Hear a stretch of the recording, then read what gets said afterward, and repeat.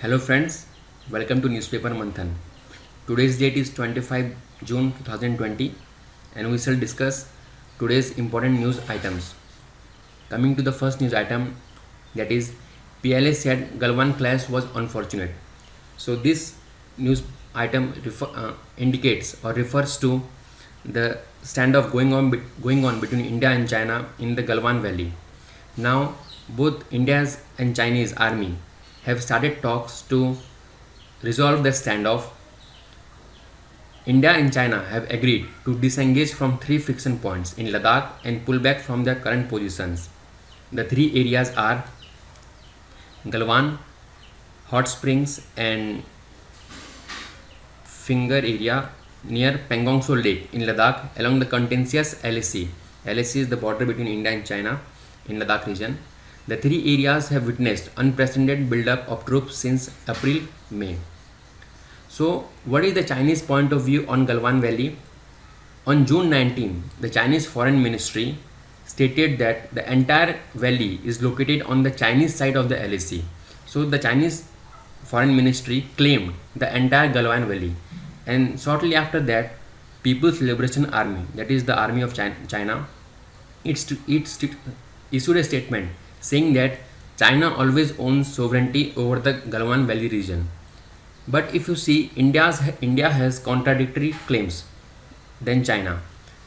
India's foreign ministry says that China's statements pointed to sharp differences on where the LAC lies in Galwan Valley.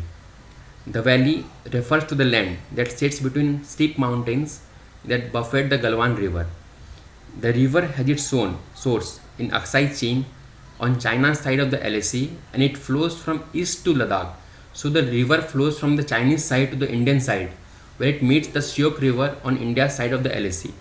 The valley is strategically located between Ladakh in the west and Aksai Chin in the east, which is currently controlled by China as part of its Xinjiang Uyghur Autonomous Region. So now if you see this map or see this picture, you will find that Galwan Valley is located right on the LAC.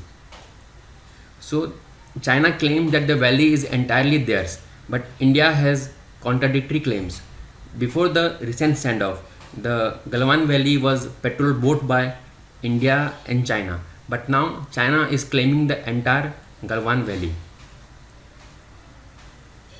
China is demanding an Indian withdrawal from the entire valley and limiting India's presence to the Galwan estuary, where it meets Syok. Beijing appeared to describe the LAC at the estuary of the river. However, according to India's Ministry of External Affairs, it says that China's claim over the entire valley is exaggerated and untenable. So India doesn't accept what China says about Galwan Valley as it is there entirely theirs. Now, with the ongoing talks, both MEA and the Chinese Foreign Ministry have agreed to sincerely implement the understanding on disengagement and de-escalation that was reached by senior commanders, which would also help to ensure peace and tranquility in border areas and the development of broader relationship between two countries. So both India's Foreign Ministry and Chinese Foreign Ministry are in regular talks along with their armies to resolve this standoff. Both sides would also actively cooperate with the armed forces of the two countries to implement the consensus from the two rounds of military talks that were held on June 6 and June 20. So these talks would ensure communication and coordination between military and diplomatic channels and peacefully resolve relevant issues in border areas through bilateral dialogue and consultation. So to resolve this standoff, India and Chinese sides are going to the mode of dialogue and consultation so that the standoff could be resolved and future standoff could be prevented. Now, coming to the second news article, that is OBC panel gets 6-month extension. So the government of India appointed a commission headed by Delhi High Court Chief Justice G. Rohini, she is retired, to examine subcategorization of OBCs. The commission was appointed in October 2017 with the initial deadline of 12 weeks. However, the commission has recently been given 6-month extension. So this could be an important question from prelims point of view. That is the OVC commission headed by retired Delhi High Court Chief Justice G. Rohini. What is the work of the commission? The commission was looking into the issues of communities that were not getting the benefits of reservation. Now, coming to the next news article, that is related to India's space industry. With space reforms, private sector to get level playing field, Union Cabinet approves creation of Ion Space. The Union Cabinet has given its approval for the creation of a new organization or new body called the Indian National Space Promotion and Authorization Center, Ion Space, to provide a level playing field for private companies to use Indian space infrastructure. So, by creation of Ion Space, the Indian government wants more involvement from India's private industries, which are leading technology industries, to use them in the development of India's space infrastructure along with ISRO. This is a part of reforms aimed at giving a boost to private sector participation in the entire range of space activities. We have seen how in USA companies like SpaceX, Lockheed Martin, they are involved in regular space missions by NASA. Their contribution is increasing. Even recently, SpaceX sent its supply to International Space Station. So, likewise, Indian government is also trying to involve private industries in the development of India's space sector. The Ion Space will provide handhold support, promote and guide the private industries. So this is the work of this will be the work of Ion Space, to provide hand-holding support to India's private industry through encouraging policies and build a friendly regulatory environment. So Ion Space will provide friendly policies and act as a friendly regulator for more involvement of India's private industries in India's space sector. The NSIL, this is also a body which would endeavor to reorient space activities from a supply driven model to a demand driven model. This is a very important thing, thereby ensuring optimum utilization of India's space assets. Now, what will be the advantages from the move? Now we know that India's space organization, that is ISRO, is one of the highly developed organizations of the world.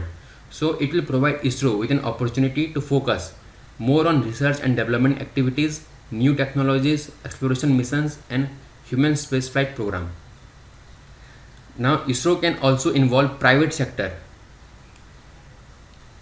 in these activities through an announcement of opportunity mechanism. So ISRO will partner with India's private industries to develop India's space sector. And what is NSIL? This can be an important question from prelims point of view. NSIL will be the nodal agency under Department of Space for carrying out PSLV production. So NSIL will carry out PSLV production with a consortium of Indian industry. Now Indian industries will partner and they will be involved with NSIL in the production of PSLV launch vehicles under the government owned contractor operated model, GOCO model. Coming to the next news article, that is education gap widened, UNESCO. So this is a report by UNESCO. The title of the name of the report is Global Education Monitoring Report 2020. The major findings of the report we will be discussing now. The report says that COVID-19 pandemic has increased inequalities in education systems across the world.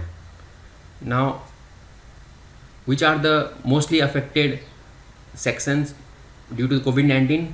Poor, linguistic minorities and learners with disabilities. These three are the mostly affected group because of COVID-19.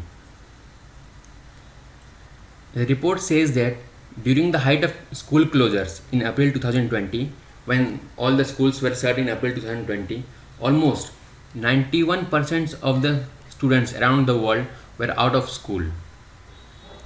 But somehow education system tried to cope with the pandemic by through different mode like distance learning solution, through radio and television channels, and also with the help of online learning platforms for primary and secondary education.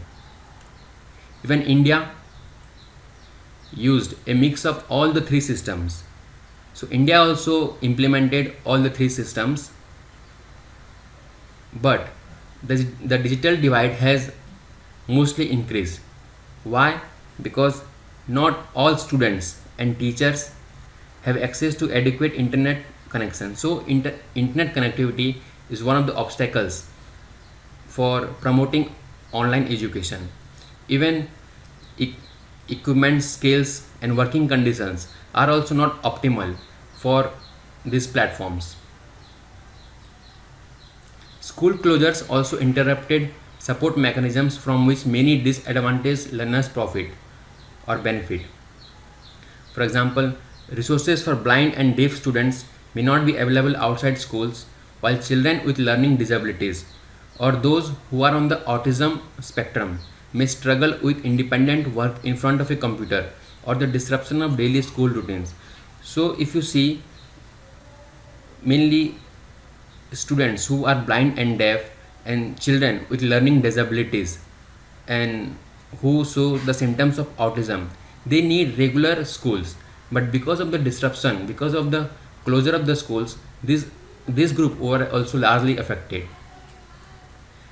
Next, for poor students who depend on school for free meals or even sanitary napkins, closures have been a major blow. So, group of students who were coming to school mainly for free meals or even for sanitary schools, mostly disadvantaged students, they were also very badly affected because of this pandemic. Cancellation of examinations in many countries, including India, may result in scoring dependent on teachers' judgment of students instead, which would be affected by stereotypes of certain types of students. So, many exams were cancelled. This may lead to teachers' biasness in judging their or in evaluating their students. Higher dropout rates are also a concern, like it happened in Ebola during the Ebola. It happened in Africa during the Ebola pandemic. Now, how are the countries coping with that? In order to combat the situation, 17% of low and middle income countries are planning to recruit more teachers, 22% to increase class time, and 68% to introduce remedial classes. So, some countries are thinking to introduce remedial classes, other are planning to recruit more teachers, and some are also planning to increase their class timing. But how such classes are planned and targeted? So, this policy or how such classes and planned and targeted will be critical to whether disadvantaged groups or students can catch up. So, for the students to recover their lost education, the efficacy of this plan and targeted steps will be very critical. Thank you.